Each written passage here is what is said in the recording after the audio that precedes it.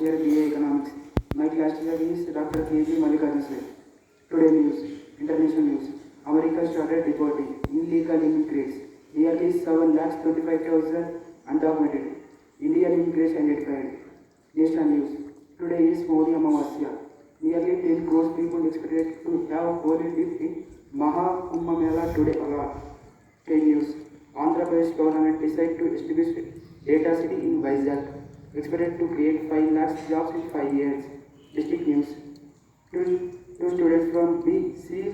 Belagar staged kidnapping drama to break free from their residential school. Sports news.